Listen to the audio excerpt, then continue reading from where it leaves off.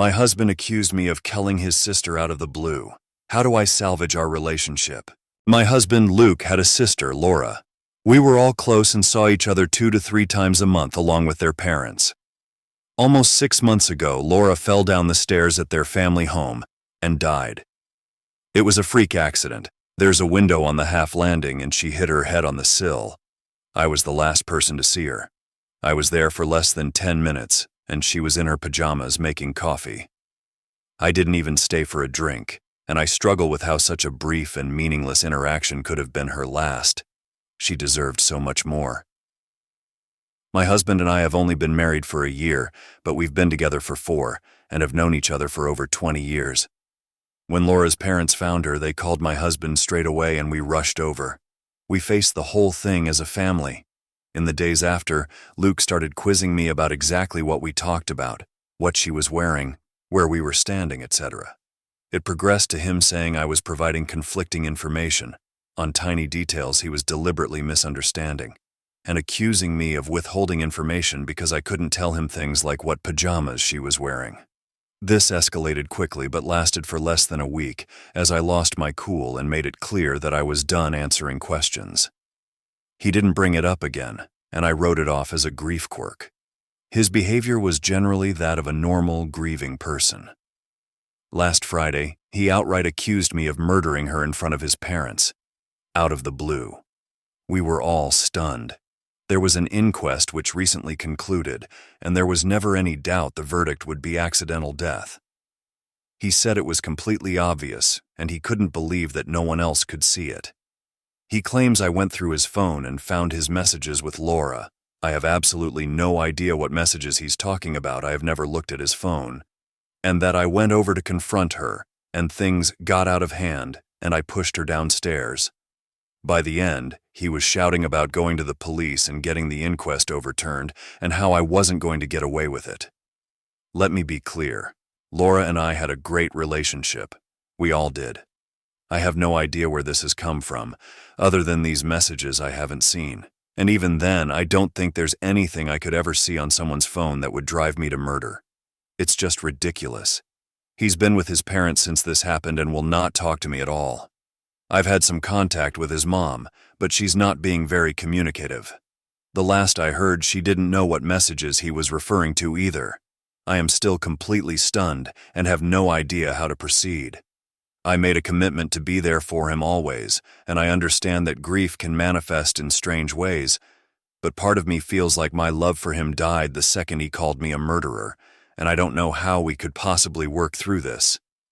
I also really don't want to be thought of in this way, and I have no idea if he has said anything to people we know. I obviously haven't. A brain tumor or psychotic break has crossed my mind, and I suggested it to his mother, and she just said she'll talk to him. Other than the questions before, he hasn't been acting odd. Obviously, he's been grieving, but he's seemed sane and sensible other than this. I feel like I'm going mad. Does anyone have any advice at all? My future mother-in-law called me stupid, and now I'm considering calling off the wedding. How do I approach the situation? I am engaged to John. We are together for 5 years. We want to get married in July 2025. I always thought that his family liked me because we get along well. He has 2 older brothers, both married. Honestly, I was very excited to have them all as my in-laws. They were always kind to me. Some kind of important information. About a year ago, when I was scrolling on Instagram, I saw a profile that was kind of cringy but in a cute way. It was an older woman's profile who shared inspirational quotes. I remember one particular post, and it was something in the lines of, "Only stupid people pretend to know everything. Don't pretend, just ask." Honestly, this quote changed me in a lot of ways. Before that, I was always worried that I might embarrass myself if I don't know something, and after reading that quote, I realized that if I always pretend that I know everything, then I'll miss out on actually getting to learn about things. So I decided to change my habits and start admitting that sometimes I genuinely don't know. Someone is talking about the war in Kosovo. Okay, sure, but first let me ask some questions so I can really understand what we're talking about, and I ask a lot of questions sometimes. Now on to the problem. His parents hosted a small barbecue last weekend only for the family, so it was the mom, dad, brothers, and their wives. I was the last person who showed up because I had to work late. I entered the house, and when I was walking towards the back of the house into the backyard, I heard John's mom talking about me. To be honest, she wasn't talking about me, more like mocking me. I heard her say in a high-pitched voice, "How does the sun work? Where should I put the fork? Why does nobody like me? How do I wipe my ass?" I just stood there.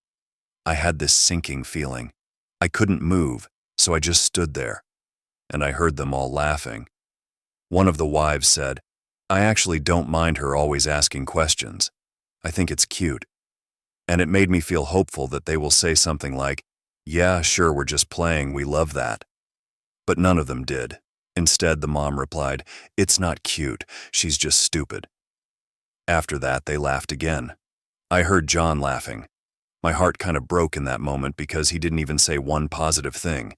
He didn't defend me, he just laughed. I quietly turned around and left the house. I texted John that I got sick and have to stay home.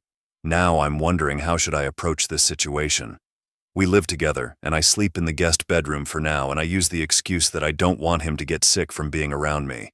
I can't ignore him forever, and I can't pretend to be sick anymore because it's been too long. I'm not sure how do I proceed. Maybe it was just a misunderstanding.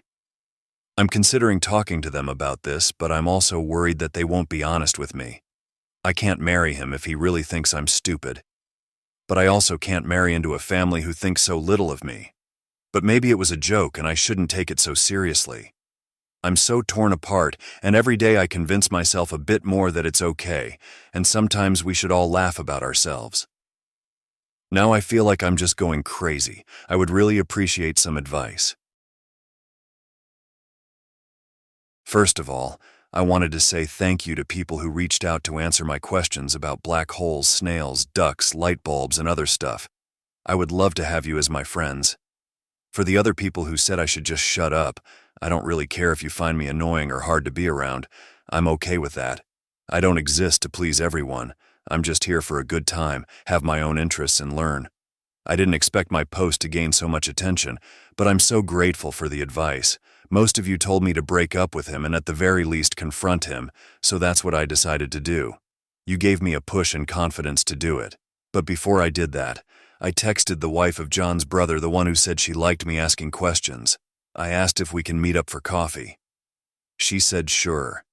We met, and I didn't see the point in pretending to her that I didn't hear their conversation, so after some small talk, I just said, "I heard you all talking about me during the BBQ." She immediately got sad and said she feels embarrassed. She explained that it wasn't a joke, wasn't out of context, that it was just mean and hurtful. She said she's sorry for not defending me more, but I said it's okay, and I understand. I told her that I don't blame her for anything, and just wanted to make sure that I understand the situation and see it for what it really was. And it really was laughing about me behind my back. Just bullying. At this point, I just had to confront John. In my last post, so many comments were saying that he will probably try gaslighting me. And you were right. We were having dinner together for the first time since the BBQ happened, because before I tried my best to avoid him. Yes, I know, not very mature of me, but other than you guys, I don't really have a strong support system. My family and best friends are hundreds of kilometers away. I only have 2 good friends here. I was so stressed I thought I'm going to pass out. My legs were shaking and I was terrified because I knew deep down that this is the moment when my 5-year relationship goes down the drain. I looked him in the eyes and asked, "How does the sun work?" He looked confused, so I followed with, "Where should I put my fork? Why does nobody like me?" At this point, realization hit him and he started nervously laughing. I said I was there and I heard them. After the initial shock passed, he got mad. He said it's rude to eavesdrop. I said it's rude to bully people. He tried telling me that it was just a joke, that I shouldn't be so uptight, that it really was funny. I said that I didn't find it funny and went to the guest to calm down. He started panicking. He was asking me to please talk to him.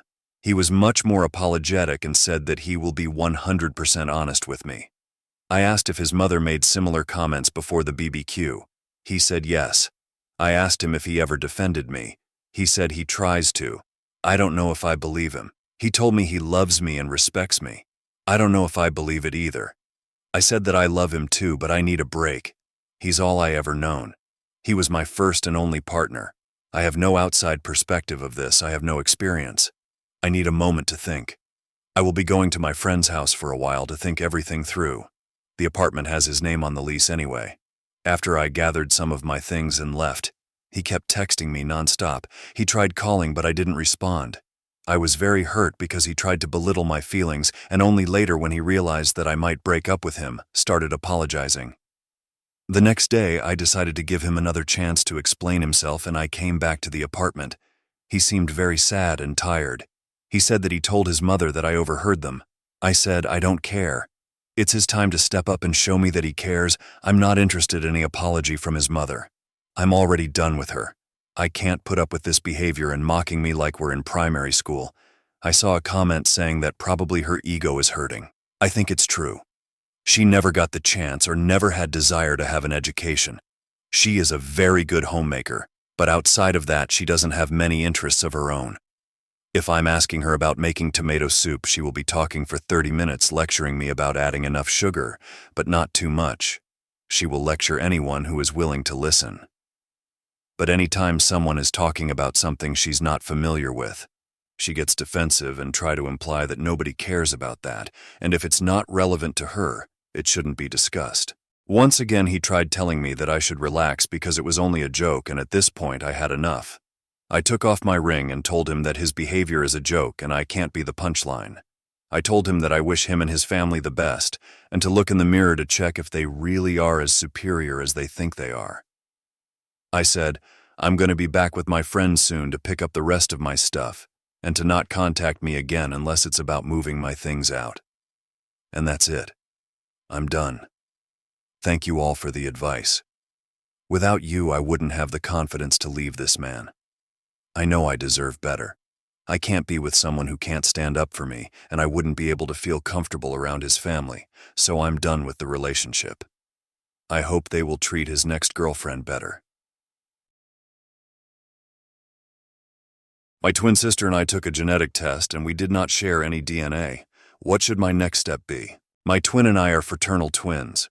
Recently, we took a genetic test for fun because we wanted to see what we shared and the differences between us. Since we still share genes, fraternal twins are like siblings genetically. My grandparents had suggested the tests and got them for us, so our parents didn't know about it, but our results made no sense. My twins was coming up almost completely as Eastern European and Western European, which makes sense, as most of my family are Croatian, German, or Austrian, so all of that would be accurate. But mine wasn't anything like that. It was almost completely Scandinavian, with some Russian and a couple of other places, neither of which were on my twin's result. She had a very small percentage of Scandinavian, but that was it. And we had no matched DNA, which clearly seemed impossible. We were literally twins. We have to share DNA. My twin said they must have mixed my sample up with someone else. We ended up contacting the company, and my twin and I took a test again.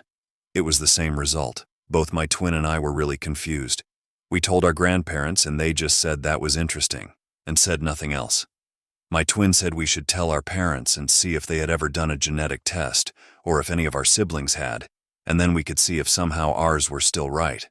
I mean, it kind of made sense I'd have Scandinavian, because I'm much taller than my mother and quite a bit taller than my twin, and I'm way better at football and handball than she is. And I'm very blonde compared to the rest of my family, but I had thought it was the German. When we told our mother, they reacted almost the same way as my grandparents, but she seemed annoyed, and said that they're inaccurate anyway, and our grandparents shouldn't have told us to take one. And when we asked our father, he basically said nothing. I'm confused. I know my twin thinks it's just a mistake, but I don't think so. We have to share DNA, about 50%. That's how twins and siblings work. Even though we're fraternal, we should still share quite a bit of DNA. But other explanations don't make sense. My mother can't have cheated on my father, because my twin and I would still share DNA. Just less, because we would have different fathers. The results mean we can't share a parent or even be related. But I don't see why my parents would adopt me if I'm not their child. when I don't think they've ever been to Scandinavia and why they'd adopt a baby that's almost exactly the same age as their baby. I'm panicking. The person I'm closest with in the whole world, who I thought I even shared the womb with, might not even be related to me. My birthday might not even be real. None of this makes any sense, and no one is telling me the truth. I'm also scared my twin might tell her boyfriend about it, and then people might end up knowing that I'm some kind of fraud, and my family isn't my family at all. My boyfriend didn't want to pay $200 to save my life. I was at a bar with my boyfriend and his friends a while ago. We all had a great time dancing on tables, singing and drinking. I remember feeling totally fine one second, and the next I got very unsteady, and I lost connection with my body. I got confused and scared, but then just so calm. It was all types of weird. This is seconds here and there I remember. Most things that happened doesn't exist in my memory. I became unconscious, and according to my BF, the few times I opened my eyes they looked very scared.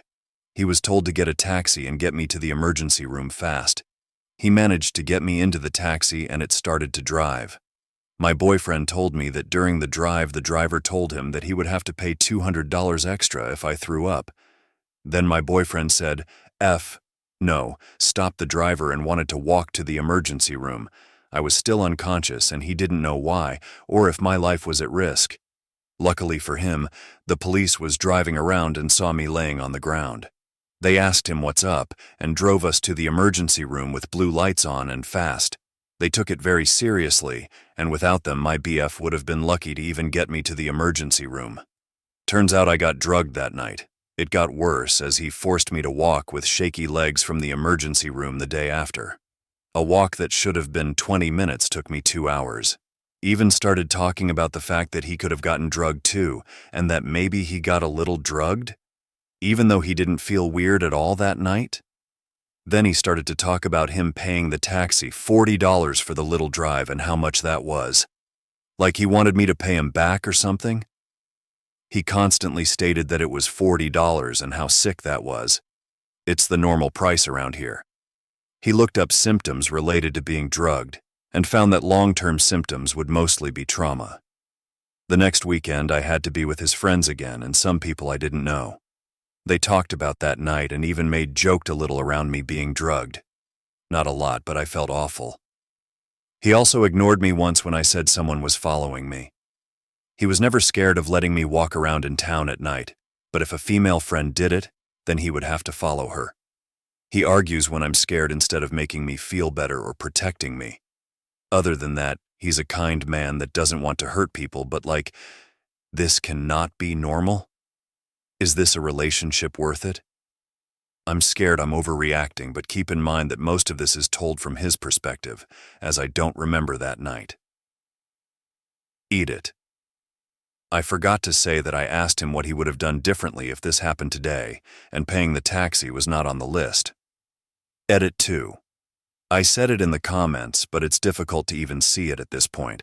I just have to say that he did call for an ambulance, but they didn't come. According to him, it was one of the first things he did. But he told them I was conscious, and so they didn't feel the need to come. An ambulance is basically free here, meaning it would have saved him some money. He would have no reason not to call. Some people also said that I should have paid him back for the taxi, and I agree based on the information I gave you. But I was the one that paid for drinks that night, and I spent a lot more than $40 on him. In total, I spent $176 to be exact.